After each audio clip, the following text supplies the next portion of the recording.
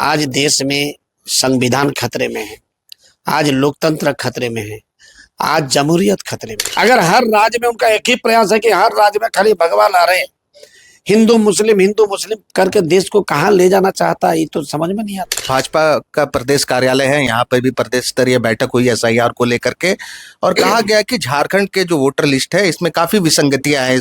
जब एसआईआर होगा तो ये सारी विसंगतियां जो है वो दूर हो जाएंगी। इस पर क्या कहेंगे? मनमोहन सिंह के समय एक आपका साल में 12 से 14 हजार बांग्लादेशी को हम लोग यहाँ से भगाने का काम किए, जो ये लोग 12 साल में नहीं कर सका। भाजपा के जो अनंत ओझा है तो बोल रहे हैं कि बंगाल के तर्ज पर हल्लम जो है झारखंड से भी बांग्लादेशियों को बाहर करने का काम करेंगे। देश का इंग्रेज का हुकूमत के खिलाफ लड़ाई लड़ा है, राज का लड़ाई भी लड़ के हम लोग लिए, तो ये हम लोग के पास बहुत बड़ा काम नहीं है।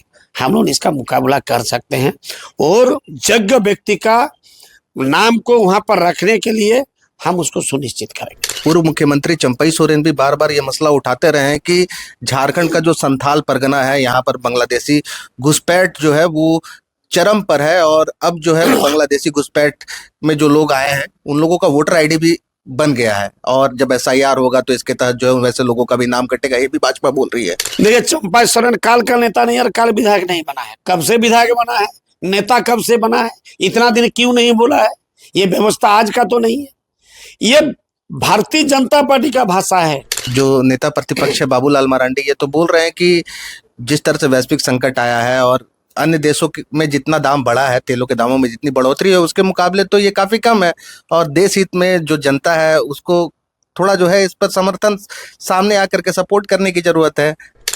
अरे देश तो सपोर्ट माने क्या है? आप जो बोल रहे घंटी बजाओ तो घंटी बजा रहे, दिया जला तो दिया जला, कौन बात देश का लोग नहीं माना ये तो बोले, तो इसीलिए हम बोलेंगे।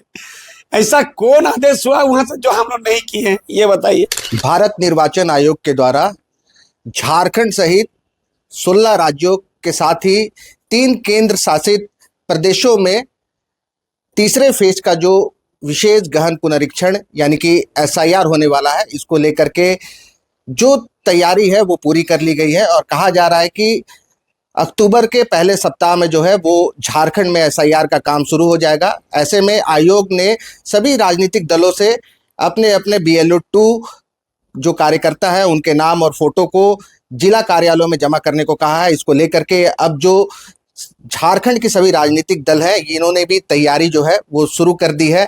लगातार जो है विभिन्न राजनीतिक दलों के द्वारा जो है बैठकें की जा रही है। इसी संबंध में आज पूर्वी सिंहभूम जिले में जो झारखंड मुक्ति मोर्चा की जो कमेटी है इसके द्वारा बैठक की गई। इस बैठक में जो बारागोड़ा के विधायक है समीर मोहंती ये भी मौजूद थे। हम सीधे समीर मोहंती से जुड़ते हैं और समझते हैं एसआईआर को लेकर के अब जो है तीसरे चरण का एसआईआर झारखंड में होना है और इसको लेकर के सभी दलों ने तैयारी कर ली है। आज आप लोगों ने भी बैठक की, क्या कुछ हुआ? देखिए, हम एक ही बात कहेंगे कि इंग्रेज शासन काल में भी इतना क्रूर शासन व्यवस्था नहीं था जो शासन व्यवस्था का सामना आज पूरा देश कर रहा है। जर्मन के तानाशाही शासक एडल्फ हिटलर ने बोले थे कि जनता को इतना निचोड़ दो कि वो जिंदा रहने को ही सिर्फ विकास समझे, और आज वही हम सबके साथ हो रहा है। एसआईआर जो है ये लोकतंत्र का एक प्रक्रिया है, परिसीमन ये भी लोकतंत्र का एक प्रक्रिया है। ना हम डर रहे हैं ना भाग रहे हैं, लेकिन उनका तानाशाही से हम अपना कार्यकर्ता को सजाग करने का प्रयास कर रहे हैं। एसआईआर हो, हम भी चाहते हैं, होना भी चाहिए, इसका विरोध में हम लोग कभी भी नहीं है, लेकिन एसआईआर इस ढंग से किया है कि उनका समर्थक को हर जगह बचाने का काम किया और विरोधी दल का समर्थक को हत्या करने का काम कर रहा। आज देश में संविधान खतरे में है, आज लोकतंत्र खतरे में है, आज जमहूरियत खतरे में है। ऐसे परिस्थिति में इस राज्य के प्रति, झारखंड के प्रति, झारखंडियों के प्रति हम सबका क्या भूमिका होना चाहिए, हमारा जिम्मेदारी और जवाबदेही क्या होना चाहिए, इसको हम लोग सुनिश्चित करने के लिए आज यहाँ पर हम लोग बैठक किए हैं। आज आपको ये पता होगा कि ऐसे आपका जो परिसीमन जो है ये सारे राज्य में हो गया, सिर्फ 3 राज्य में बाकी है। हम उसका भी सामना करने के लिए तैयार हैं, लेकिन उनका तानाशाही जो है, आज ममता बनर्जी का वहाँ 51,000 नाम को काट दिया है। और काट के जबरदस्ती। यार ये कहना है कि भाई देश में सिर्फ एक झंडा लहरेगा, भाई वोट का जरूरत क्या है? वोट का ही जरूरत है तो खत्म कर दे। अगर हर राज्य में उनका एक ही प्रयास है कि हर राज्य में खाली भगवा लहरे, हिंदू मुस्लिम करके देश को कहाँ ले जाना चाहता है, ये तो समझ में नहीं आता। तो इसीलिए आज हम अपने कार्यकर्ता को सजा किए कि भाई हम एसआर से भाग नहीं रहे। एसआर में गलत तरीका से जो लोगों का नाम को छांट के वो हमको सिर्फ मताधिकार से वंचित करने का काम नहीं करा, बल्कि मेरा लोकतांत्रिक अधिकार, मेरा मौलिक अधिकार, मेरा जन्मसिद्ध अधिकार, मेरा संवैधानिक अधिकार का हनन करने का काम कर रहा, एक षड्यंत्र के तहत। हम इसको अपना कार्यकर्ता को, चूंकि हम एक चट्टानी ताकत के साथ हैं। झारखंड में एसआईआर के तहत किसी भी वैध वोटरों का नाम जो है वो नहीं कटे, इसको लेकर के झारखंड मुक्ति मोर्चा पार्टी जो है वो क्या कुछ तैयारी कर रही है, क्या कुछ निर्देश कार्यकर्ताओं को दिया गया आज के बैठक में? देखिए, पूरे विपक्ष ने कोर्ट का दरवाजा खटखटाया और डीएलए बीएलए 2 का हम लोग ये को सुनिश्चित किया कि भाई मेरा अधिकार है, और हम लोग अपना बीएलए 2 में अपने कार्यकर्ता को सजाग करें। चूंकि हमारे ग्रामीण क्षेत्र में देखिए, ये लोग का टारगेट ये है कि यहाँ के मुस्लिम वोटर के बीच, यहाँ के आदिवासी वोटर के बीच जो हमारे समर्थक है, ऐसे समर्थक का नाम को कैसे छांटेगा। हमारे बहुत सारे लोग आज मान लीजिए कि काम के, हम गरीब राज्य में हैं और हमारे लोग काम के खोज में अपने राज्य से बाहर चला गया है। ऐसे लोगों को उस वोटाधिकार से वंचित करने के लिए एक षड्यंत्र है। हम अपने जो डीएलए है उसको हम ये कर रहे कि सजाग करें कि भाई उनको बुलाया जाए, वो भौतिक रूप से उपस्थिति अपना दर्ज करा, नहीं तो टेलीफोनिक माध्यम से और सारे ये को यहाँ पर पहुंचाए, ताकि उसका नाम को हम लोग वहाँ सुनिश्चित कर सके। कल राज्य में भी जो भाजपा का प्रदेश कार्यालय है, यहाँ पर भी प्रदेश स्तरीय बैठक हुई एसआईआर को लेकर के, और कहा गया कि झारखंड के जो वोटर लिस्ट है इसमें काफी विसंगतियां हैं, जब एसआईआर होगा तो ये सारी विसंगतियां जो है वो दूर हो जाएंगी। इस पर क्या कहेंगे? देखिए, ये लोग क्या क्या बोल रहे हैं आप सबको मालूम है। आज पूरे देश में बांग्लादेशी घुसपैठ बता रहा है।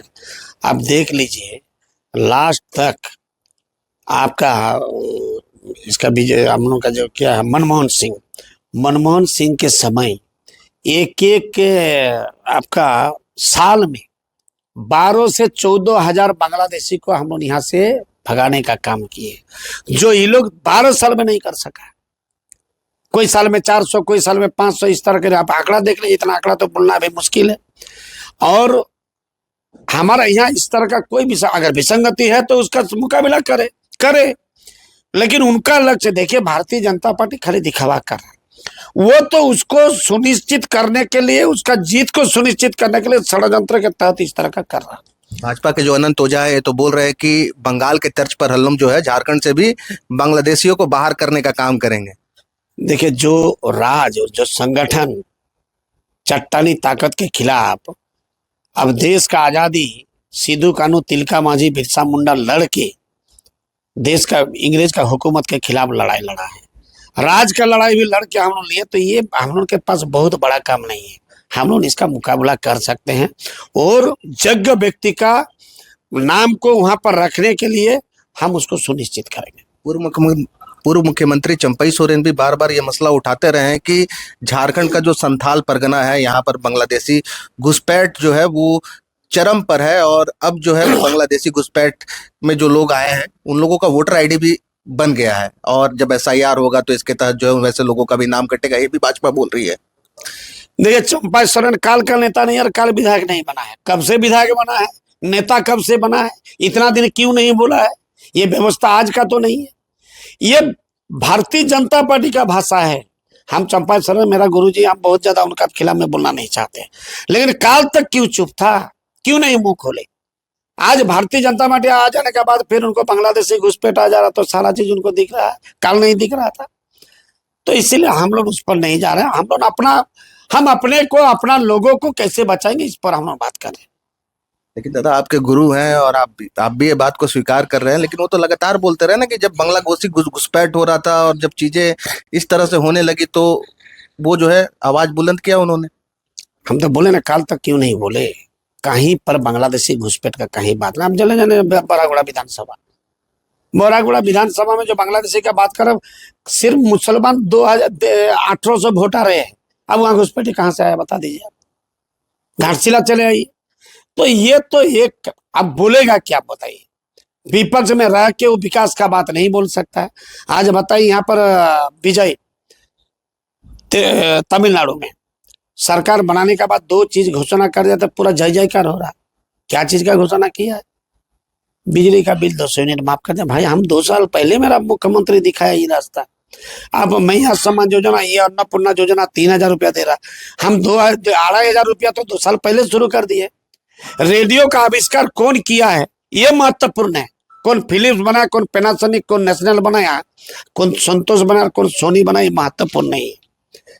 इंदिरा गांधी का जो पेंशन वो पहले 30 रुपया, लेकिन शुरू कौन किया था? कांग्रेस शुरू किया था। हम उससे इनकार नहीं कर सकते। आवास, इंदिरा गांधी आवास था, शुरू कौन किया था? कांग्रेस किया था। हम उससे इनकार नहीं कर सकते। आज समय के हिसाब से उसका जो है वृद्धि कर दिया आपका, यही तो बात है। राज्य में कल जो भाजपा ने बैठक की है, इसको लेकर के बैठक के बाद जो चीजें निकल करके सामने आई, इसमें भाजपा ये भी बोल रही है कि सरकार जो है सभी वादों और दावों में विफल है और जो ज्वलंत मुद्दे हैं, इन मुद्दों को लेकर के अब जो है पार्टी कार्यकर्ता सड़क पर उतरेगी और सरकार को घेरने का काम करेगी। देखिए सरकार को तो कब से घेर रहा है, वो लोग जन्म लिया है घेरने के लिए। आप आज बताइए, आप जो हम बोले थे हम उसको करने का काम किए, जो नहीं बोले थे वो भी हम करने का काम करें। वो लोग उस समय विधानसभा में उठाया था कि बेकार भत्ता, बेरोजगार भत्ता देने का बात किया। हम 2 गांव का जिक्र किए थे। हमारे वहां पर टुगदा बोल के एक गांव है, जो गांव में आपका 177 महिला को मैया सम्मान योजना मिल रहा, 78 आदमी को आपका वृद्धा पेंशन मिल रहा है और 50 साल का हरिजन आदिवासी महिला का पेंशन करीब 100 जन को मिल रहा है। लेकिन वहां पर एक मैट्रिक लड़का है, एक ग्रेजुएट लड़का है। अगर हम बेकार भत्ता का बात करेंगे तो 2 ही आदमी को सरकार दे सकता है। लेकिन हमारे बब्बर शेर में इतना हिम्मत है कि अंगूठा छाप को भी 2500 रुपया देकर संतुष्ट किया और वो आज ये राज्य के लिए मृत संजीवनी हो गया, पूरा देश के लिए मॉडल हो गया। सब इसका बात कर रहा। कोई अन्नपूर्णा योजना बोले, कोई सावित्री योजना का बात करे, कोई सुभद्रा योजना का बात करे, तरह तरह से इसका नामकरण करा, लेकिन काम तो वही है। और वो कब किया है? सबसे बड़ा विपत्ति के समय, जब षड्यंत्र के तहत हमारे बब्बर शेर को जेल भेजने का काम किया है। उस जेल का अंधकार में घर में रह के चटाई बिछा के डिबरी जला के और झारखंड का माँ बहन का भाग्य निर्माण का काम करे और कलम का लकीर खींचने का काम किए। और मैया सम्मान योजना का जन्म जेल में हुआ है। दादा एक और सवाल ले लेते हैं। मिडिल ईस्ट में जो वर्तमान में जो तनाव की स्थिति है और वैश्विक स्तर पर देश जिस तरह से संकट से जूझ रहा है, और इसको लेकर के जो पेट्रोल, डीजल और खाद्य तेल आदि के जो दामों में वृद्धि हुई है, इसको कैसे देख रहे हैं? एक बात बोलिए, मोदी सरकार आया कैसे? महिला को सुरक्षा देंगे, महंगाई को कम कर देंगे, बेकार लोग को हर साल 2-2 करोड़ को हम नौकरी देंगे और काला धन को वापस लाएंगे। आप उसी का बात करिए। अब ये 4 में कौन बात हुआ? ठीक है, आप एक रिपोर्टर है, लेकिन आप देश का नागरिक भी तो है। आप अपने बोलिए ना कौन काम किया है? हर साल 2 करोड़, माने आज 12 साल हो गया है, 13 साल हो गया, 26 करोड़ नौकरी मिलना चाहिए था। 2600 जवान को नौकरी नहीं दे पाया है। महिला सम्मान का बात किया था। आप चले जाइए मणिपुर, किस तरह का जघन्य अपराध करके महिला को जिंदा जला। हम लोग तो द्रौपदी का हरण सुने थे, लेकिन यहाँ तो द्रौपदी का चिरहरण के साथ साथ जिंदा जला दिया गया है। और देश का प्रधानमंत्री मन की बात सुनाता है जरूर, मगर सुनते नहीं है, कभी जाने का काम नहीं किया। प्रधानमंत्री और भाजपा वाले सभी तो ये बोलते हैं कि महिलाओं का जो सम्मान हम कर रहे हैं वो विपक्ष कभी कर ही नहीं सकता। हमने आदिवासी महिला को जो है देश का राष्ट्रपति बना दिया। देश का राष्ट्रपति बना के सबका आंख में धूल झोंकने का काम किया है। बेटी बचाओ बेटी पढ़ाओ को आप डिस्कस करिए। बेटी पढ़ाओ, सावित्रीबाई फुले योजना का माध्यम से हर बेटी को हमारे सरकार 40,000 रुपया देने का काम किया 18 साल का नीचे तक। और बेटी पढ़ाओ का और बेटी बचाओ का जो बात किए, हर महिला को मैया सम्मान योजना का माध्यम से पैसा देके उनको आर्थिक स्थिति मजबूत करके इंटरव्यू फेस करने के लिए और भी बहुत सारे काम में वो अपना स्थिति को मजबूत करके ये एक मृत संजीवनी के लिए कहता हम बचा रहे, हम पढ़ा रहे। नारा वो लगाता है, सार्थक करते हैं हमारे राज्य के मुख्यमंत्री।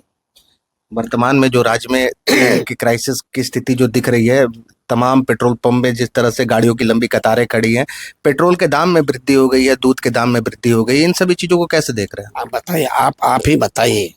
इस देश में जीएसटी कहीं हम बात करते हैं, आप किताब कॉपी में 18% जीएसटी कर दिए, और कीमती हीरा हमको लगता है कि गांव में 1% आदमी भी हीरा नहीं खरीदता है, आप उसमें 3% जीएसटी कर दिए।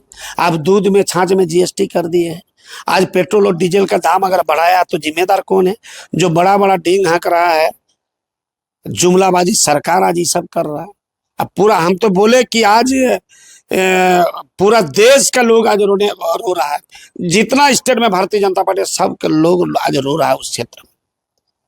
बोला हमें बहुत खूबसूरत नजर आ रही, ये देश तबाही की ओर जा रही है, तबाही की ओर जा रहा है। जो नेता प्रतिपक्ष है बाबूलाल मरांडी, ये तो बोल रहे हैं कि जिस तरह से वैश्विक संकट आया है और अन्य देशों में जितना दाम बढ़ा है, तेलों के दामों में जितनी बढ़ोतरी है, उसके मुकाबले तो ये काफी कम है, और देश हित में जो जनता है उसको थोड़ा जो है इस पर समर्थन सामने आकर के सपोर्ट करने की जरूरत है। अरे देश तो सपोर्ट माने क्या है? आप जो बोल रहे घंटी बजाओ तो घंटी बजा रहे, दिया जलाओ तो दिया जला, कौन बात देश का लोग नहीं माना ये तो बोले, तो इसीलिए हम बोलेंगे। ऐसा कौन आदेश हुआ वहां से जो हम लोग नहीं किए हैं, ये बताइए। बोला थाली पीटो तो थाली पीटे, घंटी बजाओ घंटी बजाओ, दिया जलाओ दिया जलाए, सब कुछ हम लोग किए। और क्या चाहते बोलिए ना, हम लोग उनका आदेश का पालन इसलिए किया कि देश के प्रति, राष्ट्र के प्रति हमारा जो प्रेम भाव है, ये देश का आजादी एक दिन में नहीं मिला है।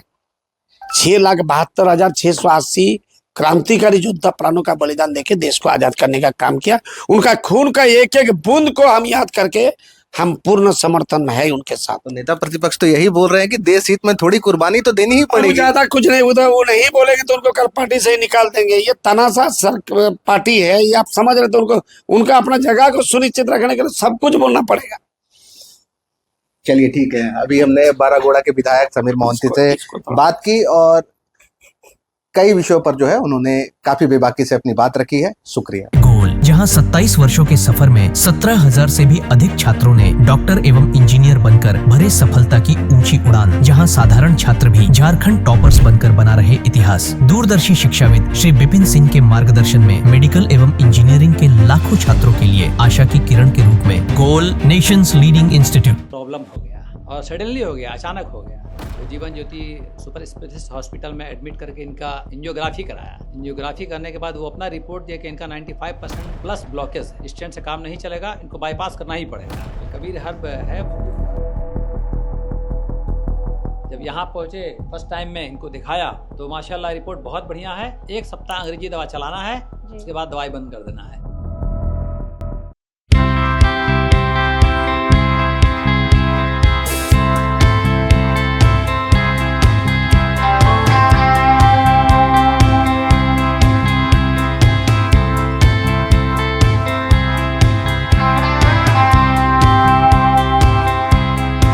सरकारी परीक्षा की तैयारी का सबसे भरोसेमंद नाम NIBM। अच्छा कोचिंग ढूंढ रहे थे तो फिर गूगल में ही बताया कि यहाँ का रेटिंग भी बहुत अच्छा था। पुरुलिया से आए हैं यहाँ पर कोचिंग करने के लिए। NIBM के बारे में मेरे एक भैया हैं जो पिछले साल ही बैंकिंग यहीं से प्रिपरेशन किए और इस बार IBPS PO में सिलेक्शन लिए। मेरा अभी फाइनल सिलेक्शन हुआ है RRB PO में, उत्तर बिहार ग्रामीण बैंक में। मेरा फाइनल सिलेक्शन RRB PO में हुआ है। NIBM, thefollowup.in. Like, share and subscribe. www.thefollowup.in